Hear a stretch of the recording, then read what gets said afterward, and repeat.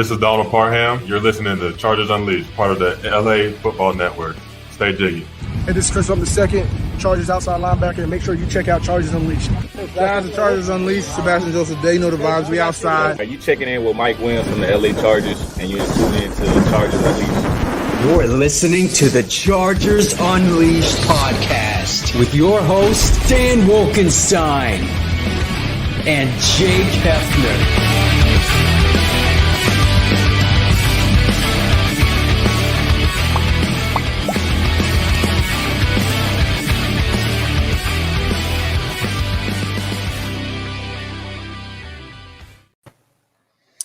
Welcome to another edition of Chargers Unleashed. Jake Hefner and Dan Wolkenstein here with you from the LA Football Network. Today's show, of course, is being brought to you by BetOnline, Charger Bowl Family, Rock Solid Sports Memorabilia. If this is your first time tuning into the show, make sure to hit that like and subscribe button on YouTube. You can also follow us on Facebook, Twitter, Instagram, Spotify, and Apple Podcast.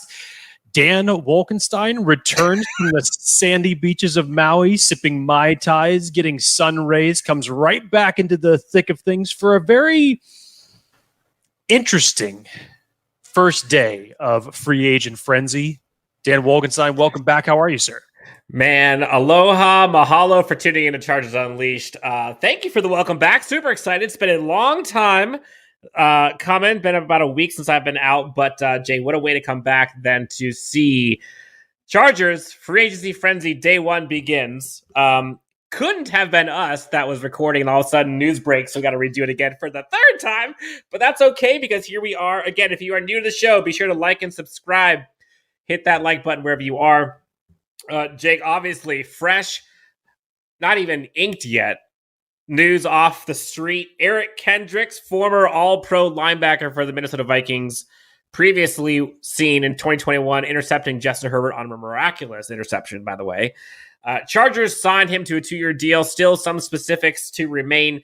We're going to get into that. We're going to get into, obviously, the Austin Ekeler news. We'll get into the offensive tackle market, what this means for Drue Tranquill, some of the stuff we saw from Gerald Everett, possible Bijan Robinson discussion now. Who knows? It's going to be a short and quick one. But, Jake, I know you're about to kick it off with the big news of the day that Easton Stick is returning to the Los Angeles Chargers to be the primary backup for Justin Herbert. What a way to start the day. Yes. Shout out to everyone who is joining us live. Shout out to Matt Trzynski. Shout out to Gretz, Matthew, Robert, Ben. We got a bunch of people in the comments. Go ahead and leave a comment, questions. We'll try to get to it as quickly as possible. Again, this will be a quick one. Try to do 25 minutes the most. We just want to get instant reactions of Los Angeles Chargers going after the linebacker market. We saw a ton of linebackers go today, and we saw the Chargers grab one, Eric Kendricks. We'll see what happens to Drue Tranquill. But Jake, I guess first impressions on the news. It came way later than I think a lot of folks wanted, but what are your thoughts? You know, there are layers. I mean, I'm okay with it. I'm okay with it. Would I have rather have had Drue Tranquill back? Yes, I would. I think that, you know, you look at Drue Tranquill and Eric Kendricks. Obviously, Eric Kendricks has been in the league for 8 years now. He's going to be 31 years old. It's going to be a short-term, basically kind of a Band-Aid to what you now are going to have with him and Kenneth Murray at the linebacker spot. So you'll have to be reinvesting in this position again down the road. Like I said, I much rather would have liked to have been able to sign Drue Tranquill to a longer deal. But with the Chargers in the cap situation that they currently are at right now, unfortunately, they're just not able to do that. I was speculating I would have loved to have get both Drue Tranquill and Trey Pipkins back, but I truly felt that you were probably, as things were lining up to free agency, that only one was coming back, unfortunately. So what does this mean for the Chargers as it relates to Eric Kendricks? Well, obviously you needed something because you couldn't go into this season with just Kenneth Murray and a bunch of question marks at the linebacker position. If you ended up losing Drue Tranquill, you had to go out and reinvest in it, whether it was free agency or if it was in the draft.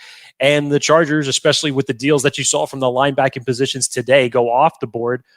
Chargers came away with, again, we don't know the full contract details yet, but hopefully something that would be of the reasonable variety. The only thing that we do know is the duration of the deal, which is that it is a 2-year deal for Eric Kendricks.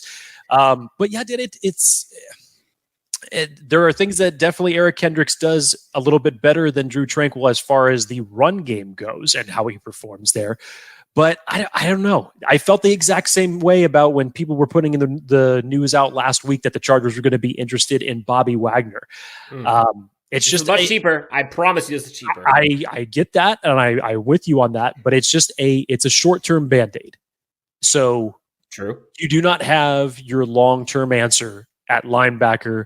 At least right now, from what we know from Kenneth Murray, he has not been able to show that he is going to be that answer. So the Chargers are going to have to be reinvesting in this position yet again in a couple years. But for Eric Kendricks, it's good familiarity with his coaching staff, specifically with Jeff Howard when he was previously there with the Minnesota Vikings. Also knows Ryan Fitkin as well. So some familiarity there. And that's definitely a leader that you can bring into your locker room. Who's definitely going to man the middle of the defense as best as he can. But I'm okay with it, Dan. Like I said, I much would rather have had brought back Drue Tranquill, but this pretty much puts the writing on the wall that it doesn't sound like, unfortunately, that he's going to be coming back. Yeah, it makes it very slim chances, at least, that Drue Tranquill comes back. But again, the fact that I don't think this is going to be that much of a signing in terms of cap hit. But again, do I see them putting that plus Drue Tranquill at the linebacker position, considering who the head coach is? Probably not. Eric Kendricks, for those who don't know, former All-Pro, had 124 tackles last year, 74 solo. The year prior, 125 tackles, 63 solo, 5 sacks. Again, this was a staple former captain of the Minnesota Vikings. Again, quality piece. We're not saying he's All-Pro now. Quality piece. Is he as good as Drue Tranquill is? I would say... Don't say it. Don't you dare. I would say he's close. But obviously older. So is he the long-term solution? No.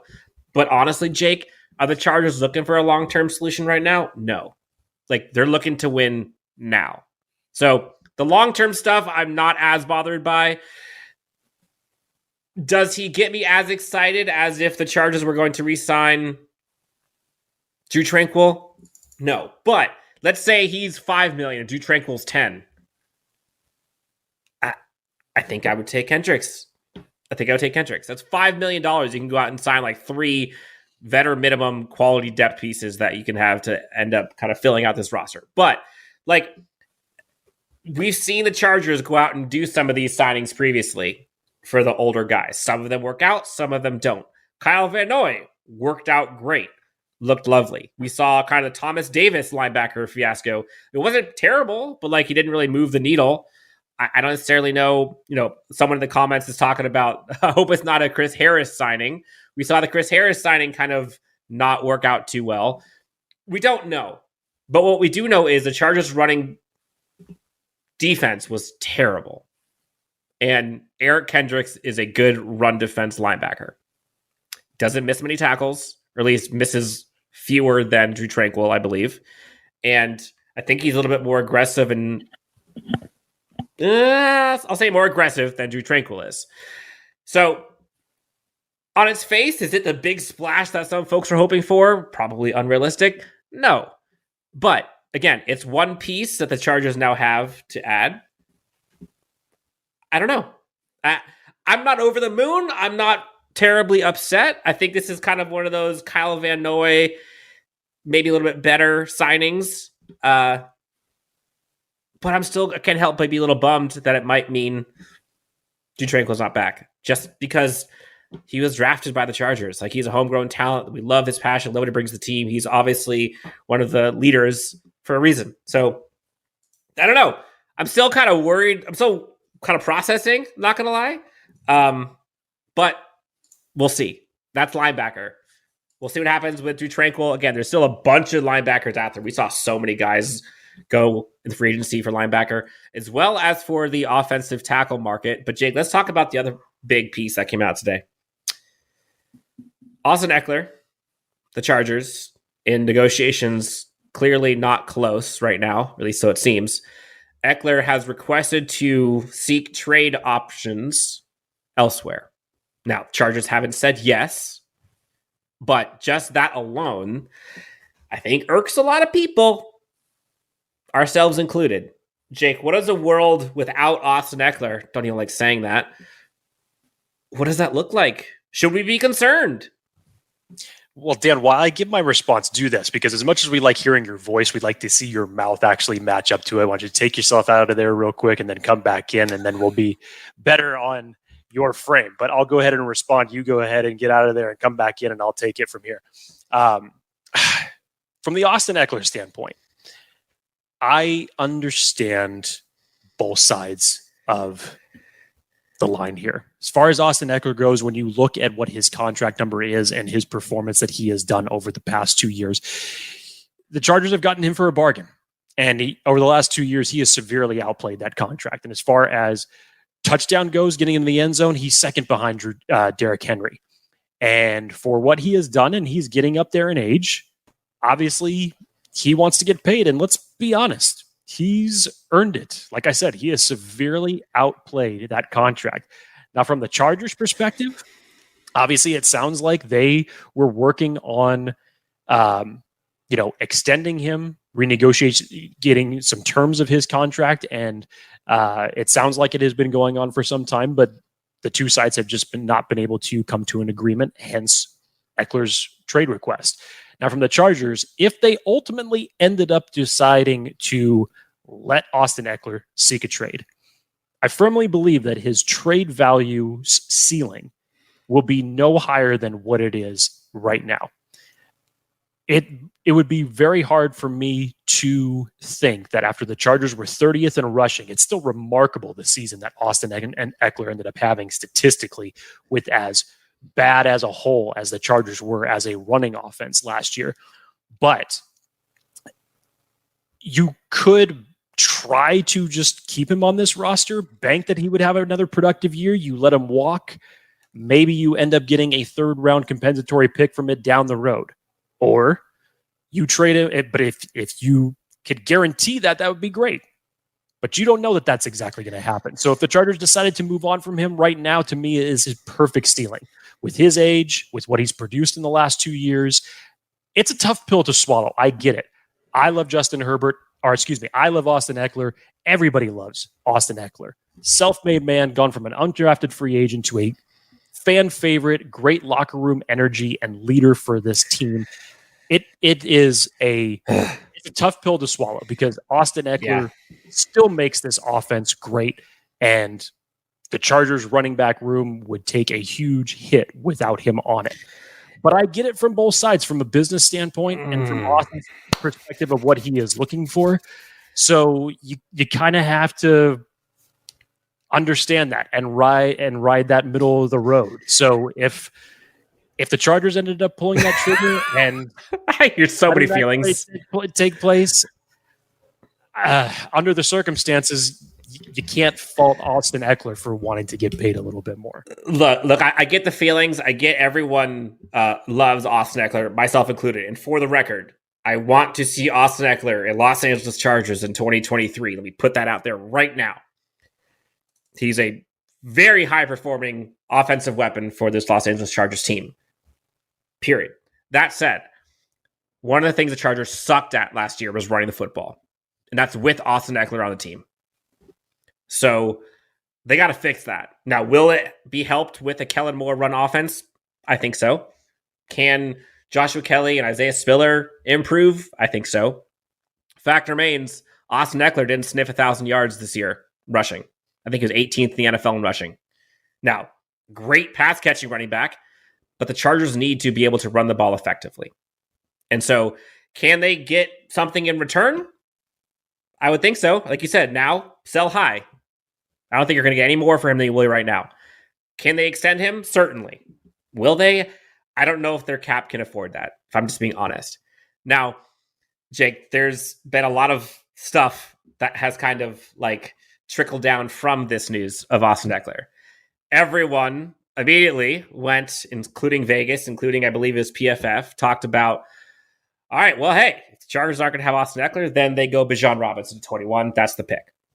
And look, there was a frenzy going on, not only in free agency, but also on Chargers Twitter, when I said the Chargers should not take him at 21. with or without Austin Ekeler being there. And I kind of stand on that, not going to lie. Cameron Burnett says, if Bijan is there at 21, there's no way you're okay with passing him, Dan. And I will respond, I am okay with passing on him if there are certain guys that are available. Would I be pissed off if Bijan Robinson is the Chargers pick at 21? No, I don't think I'd be pissed. But in my ideal situation, there are other guys I would rather have. And additionally, the Chargers running game, I think, can be fixed without spending the number 21 overall pick. But would Bijan Robinson make the team better? Absolutely. But I think you can find me 4 running backs in this draft who can make this team better and running as a running team, while also going out and getting one of the premier edge rushers or tight ends or possibly DBs if they fall. Would I be upset? No. But like, in my opinion, I want to give Justin Herbert as many weapons that he can throw to. And sure, Bijan Robinson is a pass-catching running back. I get that. And he's also a great running back. But I think you can get a running back who can go 1,000 yards without spending it on round 1. My opinion, could be wrong. That's okay. Find me the last Super Bowl winning team that has a round 1 running back that they drafted. I'll wait. Now, again, I can be wrong. And I honestly, it might be good for the Chargers to have someone like a Bijan Robinson to take the load off of Justin Herbert. But me, as a GM, I want Justin Herbert to be the guy. Like, I don't want to take the ball away from him, even if it's to someone who's great. I don't know. I don't see Patrick Mahomes doing that. I don't see Josh Allen doing that. I don't see Burrow doing that. All these guys don't have round 1 running backs. Look at the Eagles. They don't got it. I just don't know from a roster building perspective. I don't know if that works.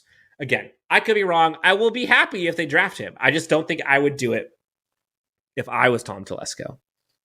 Call me crazy. That's okay. Jake, am I crazy? You're kind of crazy.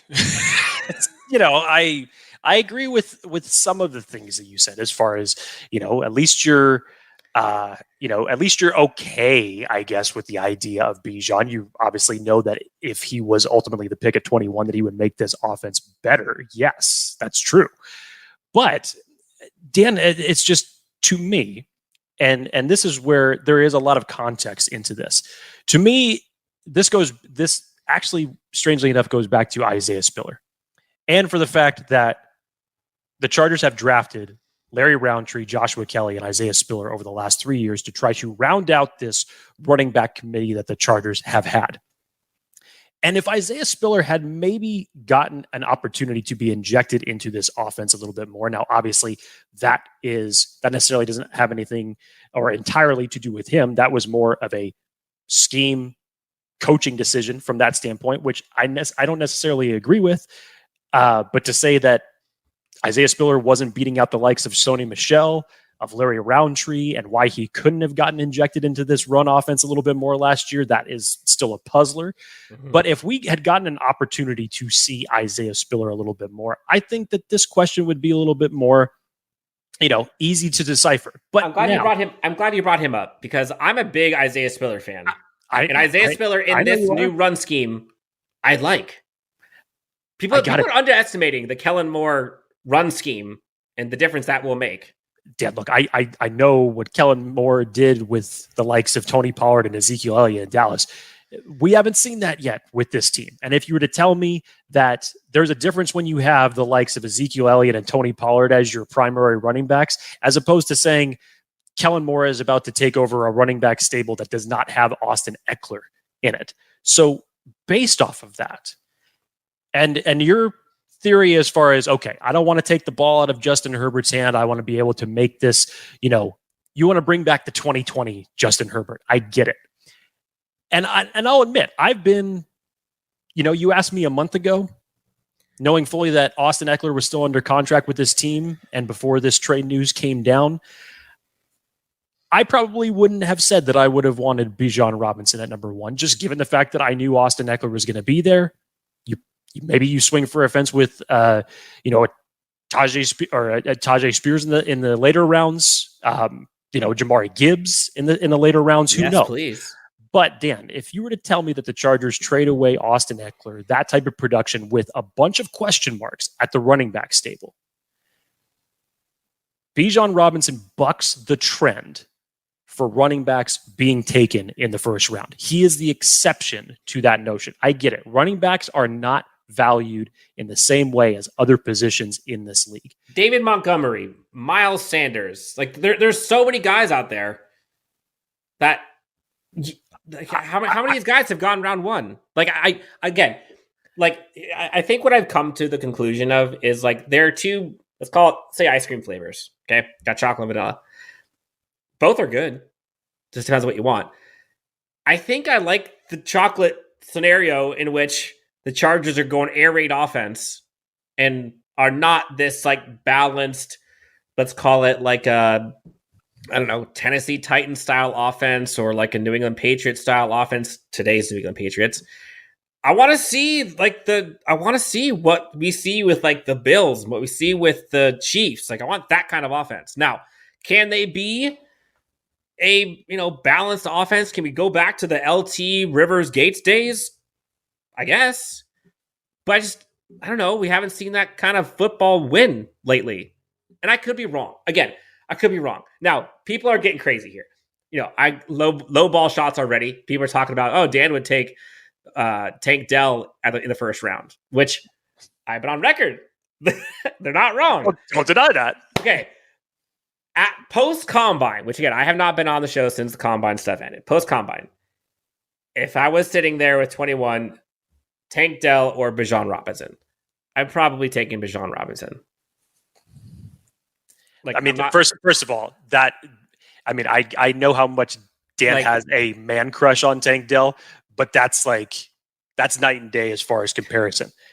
But Dan, the big point that I was trying to get at, as far as what you were saying, I don't want to take the ball out of Justin Herbert's hands. You want them to make a move that is going to be more productive to help Justin Herbert downfield. So, i.e., a wide receiver, a tight end. Okay, I get all of that. And tight end has been a big position that people have talked about for this upcoming draft. No question about it. Bijan Robinson, if you were to lose the likes of Austin Ekeler, for as much as he brings you as an offensive weapon to this team, both in the running game and in the passing game, he would be the one that would immediately supplant that. And how fitting is it that in comparisons, when the running backs are out there running their drills and Daniel Jeremiah puts his comparison up, knew you were going to go there, that it's Bijan Robinson and measurables come up and it's LT. Look, do I think that Bijan Robinson will make this team better if they draft at 21? 100%. Obviously. I think where I'm landing on is like, I don't necessarily think they need to go Bijan Robinson to fix the run game. I really don't. Well, I know we've gone 3rd, 4th round, 5th round picks and they haven't worked out. I get it. And that's my point. You've tried doing that even by committee. And yes, even but that we've had Joe Lombardi as our offensive coordinator. Even with Austin Ekeler, the Chargers' run game sucked. I understand that. And so the Chargers already have that weapon that Bijan Robinson could be as a pass-catching running back. Look, they already have that part. Is there a handful of players that, even still given need and probably a BPA at that point for what's needed for this team, that I would put over Bijan Robinson? Yeah, I would, but it's not a lot. And especially if it's a situation where Austin Ekeler is no longer part of this team. You look at the Chargers as it stands right now, most of the moves, even if we're talking about edge, tight end, anything like that, you're looking at more depth pieces at best, maybe with the exception of tight end, because obviously with some of these guys, they can step in immediately, even with a Gerald Everett, and be tight end one. But if you were to take Austin Ekeler away from this team, Dan, with kind of let's just call it what it is, a hodgepodge of a running back committee that is behind you, that has not proven at all that none of them can step up to be a primary ball carrier, you have to put that as one of the top priorities if that scenario ends up playing itself out. Yeah. But let me preface this. There is no guarantee that Bijan Robinson will even last to 21. Right. The fact is, that we're talking about right now, this is all moves. Yes, like the fact that the chances of Bijan Robinson being there at 21, the Chargers letting go or trading Austin Ekeler, like both of those things are, if we're being honest, like kind of not likely. in my eyes, the one I see is most likely the Chargers probably keep Austin Ekeler through 2023, and then they probably just let him walk. Because I think right now the team's better with him on it, and they need to win right now. Well, So, Dan, here's the good news for you. We have 6 weeks until the NFL draft. So you have 6 weeks to take everybody's fire and try to still say your point. yes. By the way, Jake, Coupon Tom would never trade up. This is rich. Well, wait a minute. He traded up for Melvin Gordon. He traded up for Kenneth Murray. What does that even mean? Okay. I would rather see Coupon Tom trade down. Something that he has not done his entire. Yeah, let's let Coupon Tom trade down once, please. I'm cool with that. All right, so Jake, we saw Kendricks, new linebacker. What that means possibly for Drue Tranquill. Trey Pipkins is still out there. Lots of tackles that were drafted. Lots of tackles that were signed today to massive contracts. Some of them high, some of them ridiculous. Trey Pipkins is still there. Where do you see, does it seem more or less likely that he's a Charger after today's news? Well, now that we have the news that Eric Kendricks is being signed to the Chargers, like I said, I would love for a world where we could be sitting here today knowing that Drue Tranquill and Trey Pipkins were both coming back to this team. As far as the Chargers spending goes, you felt a little bit better about that once all these restructures came in over the weekend with Keenan Allen, with Mike Williams, with Joey Bosa, with Khalil Mack, and freeing up all that cap space. The Chargers still are expected to release some other names down the road that could free up even more. But I really wish we could have seen a world where Drue Tranquill and Trey Pipkins are back. As we got closer to this, it turned out being just looks like either or one or the other is going to remain. So with this news today, that pretty much all but solidifies that Drue Tranquill will not be returning. I think that there is a higher possibility that the Chargers know that basically Drue Tranquill and Trey Pipkins were their 1A, 1B as far as their internal priorities. And I think especially even after the offensive line deals that were doled out today, which were huge money deals, that you need to keep some continuity along the offensive line for Justin Herbert. And trust me, I have been a critic of Trey Pipkins in the past, as I know a lot of people have, but this year he put in the work, trained with Rashawn Slater. You could tell that there was a huge jump in his improvement, big difference when he wasn't on the field as far as what was there. So if the Chargers were not able to secure Trey Pipkins, that immediately is going to change their draft priorities.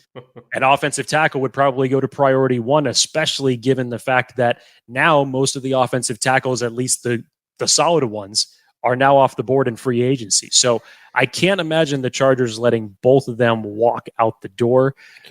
And hopefully, even for a reasonable price based off of Pipkins' performance last year, that they could bring him back.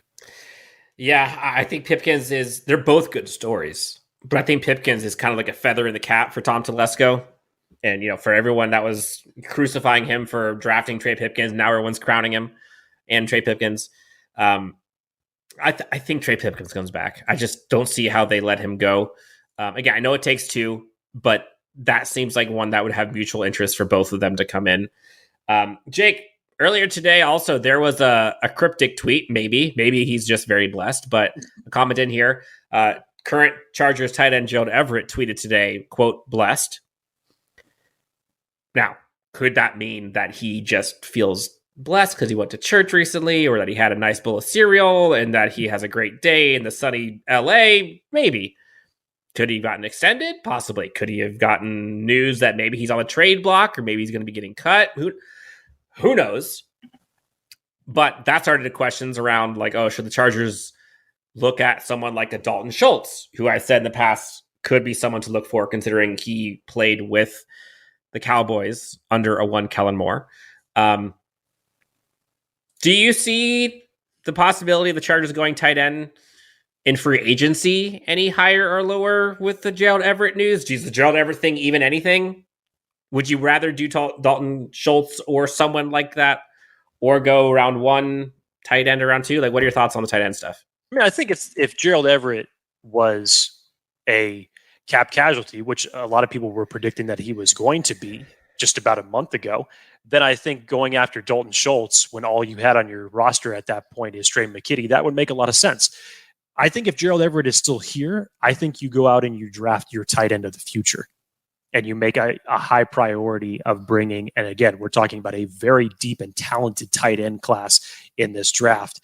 And there's a good shot that the Chargers could find a long-term answer from a number of different guys in this draft. So I think that would be the either or scenario. If between now and when we get to the draft that Gerald Everett possibly ends up being released, then yes, I think that the Chargers make a run in free agency. Dalton Schultz makes a lot of sense. Obviously, the familiarity with him and Kellen Moore. But if they keep Gerald Everett, I think that they would shift their priorities to the NFL draft at that point. Yeah. I think I would rather see them go tight end in round 1 or round 2, just because this tight end class is insane. And whoever that is will be cheaper than a Dalton Schultz, if I'm being honest. Lots of folks in the comments are talking about wanting to go round 1 or 2 tight end. Folks are talking about absolutely. People talking about Kincaid, people talking about Mayer, people talking about Darnell Washington. A lot of people just crushed it at the combine, by the way. Talk about someone who could fix the running game. Darnell Washington, my goodness.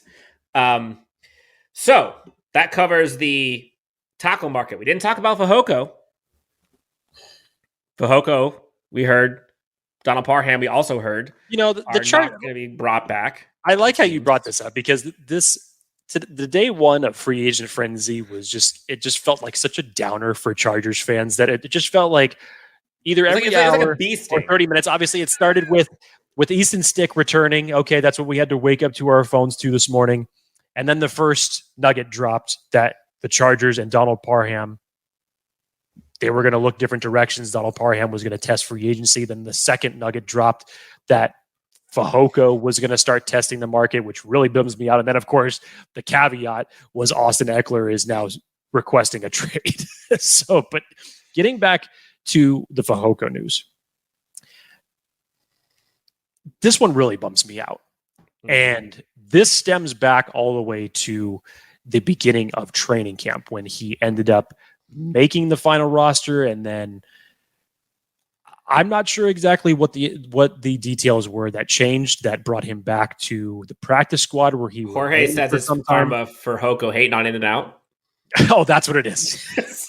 I know he has plenty of debates as it relates to food, so who knows? And he could still be back. Let's be real. He could still be back.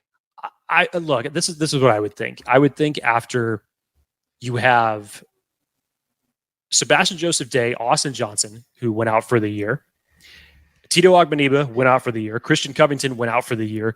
You finally cut ties with Jerry Tillery last year. Of the remaining interior defensive linemen, and I can kind of consider Morgan Fox in this category because he's a little bit of a hybrid, is able to play inside and outside, but Fehoko was one of your best performers. And why this whole decision that was made to not keep him on the final roster when he performed extremely well in training camp, going back to how he performed the previous year, he was one of your better performers. And if you're telling me that you're going to want to go into next year with Sebastian Joseph Day and Austin Johnson, obviously as your perennial starters, in terms of depth pieces that are behind you, this is one of your better depth pieces to bring back because he's earned it. He's shown that he can play. He's shown that he could be a great rotational piece. His pass rush got a lot better last year. He was not just a good run defender. He was working on different aspects of his game. And personally, I think it would be a bad decision if the Chargers ended up letting him walk and not being able to come to a deal at some point. Again, never say never. We'll see what the market ends up looking like for him. Is there still a possibility? Absolutely. Do I think that the Chargers negotiated with him? Yes, I do. But obviously the two sides weren't able to come to an agreement, and this is where we stand. But even still, Dan, if Fehoko is not on this team next year, then all of a sudden you start thinking to yourself, okay, well, the Chargers already spent big in free agency on the interior defensive line last year to hope to somewhat fix the running game from 2021. That didn't end up happening. So now you're going to have to shift your priorities all over again for the draft to try to add a little bit more depth pieces behind that, because there's not much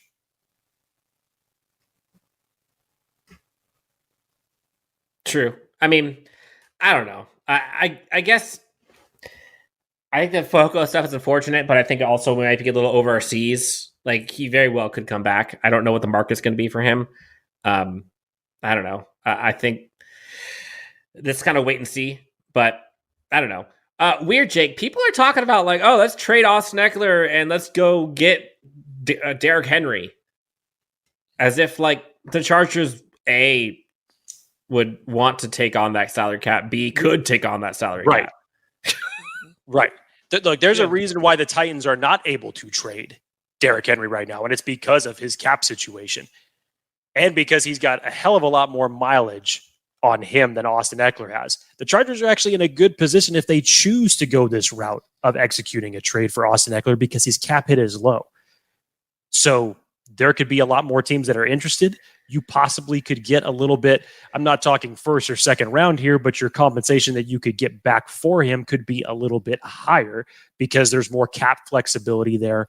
And the next team that he goes to could possibly dictate the long-term deal that he has.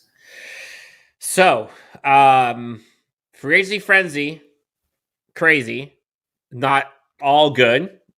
Obviously, got some news about Eric Kendricks, which I think is exciting. I'm not necessarily sure it'd be exciting if that's the only linebacker news that we get. I think folks are more freaked out about the Austin Ekeler news, which again, we'll see what happens. But again, I cannot say this enough. The Chargers running game, I promise you, I will put money on it right now, Jake. Chargers running game in 2023 will be better than the Chargers running game in 2022, regardless of who the running backs are. First of all, I like how you say you'll put money on that. The Chargers were 30th in the league in rushing last year. They can't get much worse. Thank you. So nice way to hedge your bets. Yeah, so they're going to get better. They're going to get better. Nice way to go out on a limb. Want to put money on it? Of course I would bet on it getting better. Like I said, It can't get much worse. It can't get much worse. I just like how you just like really swung for the fences on that prediction. That was a good job. But that was with Austin Ekeler. No, I get it. Regardless of who is back there, I would expect that it would get better. 100%. And I think Isaiah Spiller can be that. Dan, we can't forget the other nugget that Nestle we haven't heard anything on it yet. Obviously, it's just the expectations of the reports that came out is that the Chargers are expected to pursue safety John Johnson. Hallelujah. Who has familiarity with Brandon Staley from his days with the Rams. Obviously, he had gotten released by the Cleveland Browns earlier on this season. I think if you did that, if we're talking about bringing in somebody to supplant the likes of Nasir Adderley not being on this team anymore. Again, when he hit free agency a couple years ago, I remember when this was the first year, obviously, that Brandon Staley was the head coach. A lot of people were making those type of connections when you were looking at former Rams that he could have brought over at the time. Didn't happen then. I think if you brought him in now, on probably would be more of a friendlier deal for the Chargers, given that his play has dropped off a little bit. But hey, his best years were under Brandon Staley. So I think if you put him in a combination with Derwin James, with what you have in the secondary right now, I think that would be a great bit. Let's just call it upgrade for what the Chargers previously had at that safety position. Yeah, if we could have Derwin James, Alohi Gilman, and John Johnson, like I'm good with that. I'll roll with it for sure, especially with Derwin anchoring that. John Johnson would be a great one. I wanted him when he was a free agent prior to going to the Browns. Obviously, connections to Brandon Staley, had his best years under him. So Jeff Howard, who is just part of that coaching staff for that defense last year in Cleveland. So makes a lot of sense. And those are the reports. Not sure when it's going to be happening. It might be even happening right now. And watch, Dan O'Benai will probably have to re-record this podcast all over again. For a fourth time. The way that this has been going today, the news is just going to start breaking as soon as we get off the show here. But those are the next steps that we've heard as far as the Chargers goes in free agency. So, again, I don't expect the Chargers to be huge players. Obviously, they can't be as big of players as they were last year in free agency with their cap situation. But those are the latest news that we have heard up until this point. Yes. So day one, not even done yet, but we're still going. We might get some more news, but we will be back this week to talk about day 2, 3, 4. We've got a ton of special guests to talk free agency and NFL draft. possibly some draft prospects that we're going to talk to, possibly some draft experts, people that we can't really pronounce their first or last names at first, but we've gotten it now. A lot of people are having issues with them. Little tease there. Lots of stuff coming up for Chargers Unleashed and for Chargers fans watching and listening. Do us a favor. Take 10 seconds while I'm blabbing right now. Hit that like and subscribe button on YouTube. Does it help us out a lot. Go leave us a comment or whatever on Apple Podcasts or wherever you get your podcasts. And leave in the comments who you want to see the Chargers go after free agency or the draft for that matter. Yes, where do we see the Chargers going? I guess that was my last question to wrap this thing up, Jake, is where do we see the Chargers going tomorrow? Like, moonshot, what's your prediction? I would hope that tomorrow we get some type of traction on the Trey Pipkins deal, especially after this Eric Kendricks signing. I think all the focus should immediately focus to getting Trey Pipkins under contract for the Chargers, if that is indeed their priorities. And if that happens, then I would make an assumption that maybe not the same day, but shortly afterwards, maybe later on this week, that Matt Filer ends up being released. And then obviously you would expect that Jamari Sawyer would step into that position at left guard. Mm-hmm. Other positions of need outside of the John Johnson news that we have heard, it would probably be more depth. And I think that the Chargers would kind of take a break and see what the next couple of waves of free agency do. And that they would look to just supplant that with depth pieces and maybe even some returning players that they had last year.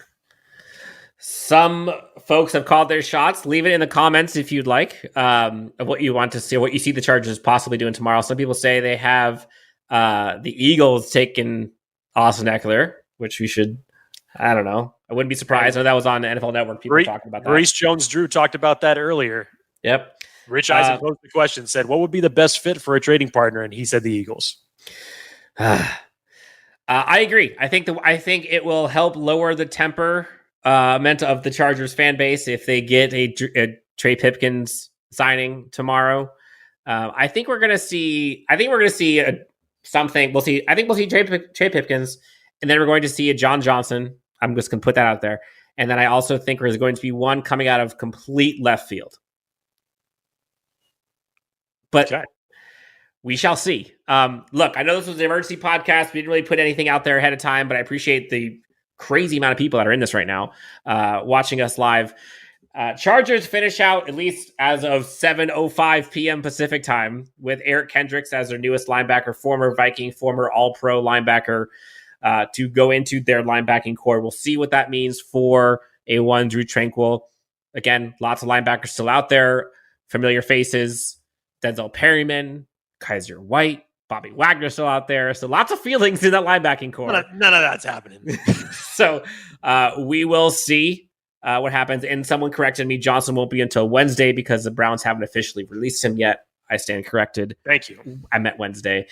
But that's it. Jake, anything else you want to tell the great friends before we head out of here for our evening? We're off and running.